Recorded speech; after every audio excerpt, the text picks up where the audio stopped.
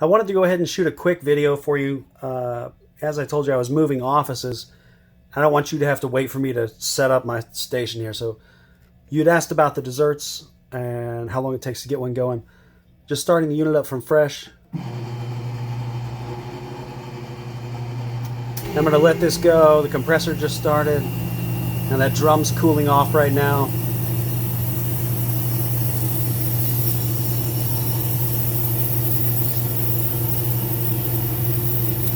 And so some of the controls on this current setup that I have are going to be a little different than you would in your shop because I've got it set up for mobile use.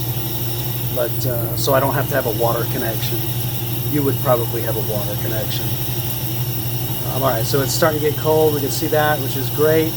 It's starting to cool some of the water that's just left over in the pan. I'm actually going to press that. Now that's letting the water that I've poured in this pan up here, and that pan holds quite a bit of water. Alright, so now we've got good snow going, and it's going to keep that pan full. It's got a sensor in it. It'll keep that pan full. It's actually quite great. And so then typically, I would go ahead and, again, these would be switched right here, but just pretend I was running water. Then I would hit flavor, and now it would start running the flavor through the machine and making my actual dessert.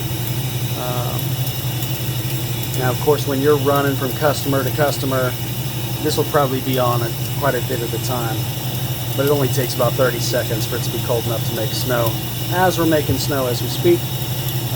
And now the way I have it set up here, just to show you, you kind of see the ice pretty good on there. Just to show you a dessert. I've got a mix here. This is about 5 ounces of just a non-dairy chocolate drink here.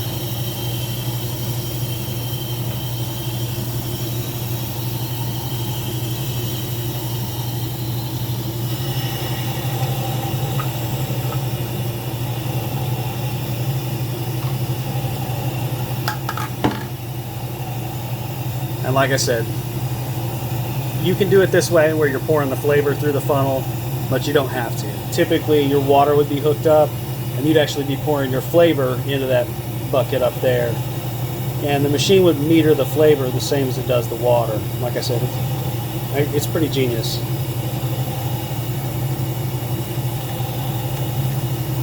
Just try to show you what's going on here.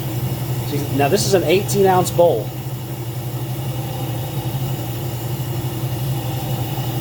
It's about 7 inches across, the bowl is, to give you an idea. You can see it fits right up in there.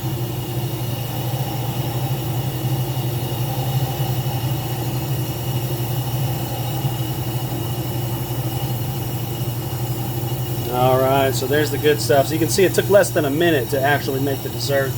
Then you're going to go ahead with your toppings there. This is just peanut butter powder and caramel, which with this non-dairy kind of chocolate coffee thing is quite good. And then you're all set. Probably throw a couple coffee beans, a couple pieces of chocolate on there. And so at this point, you can go back to water. She's going to kind of rinse it for you so you'll be ready for the next one.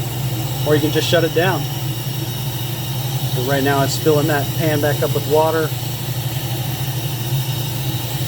And I'll go ahead and shut it down. Again, that's a 12-ounce bowl.